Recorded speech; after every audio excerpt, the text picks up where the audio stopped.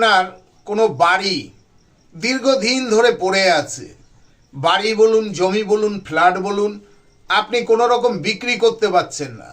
আপনি যখনই আপনার বাড়িতে কোনো কথাবার্তা হচ্ছে কিংবা কোনো খরিদ্দার আসছে, এসে দেখে যাচ্ছে, কিন্তু পরে আপনাকে আর কিছু খবর দিচ্ছে না।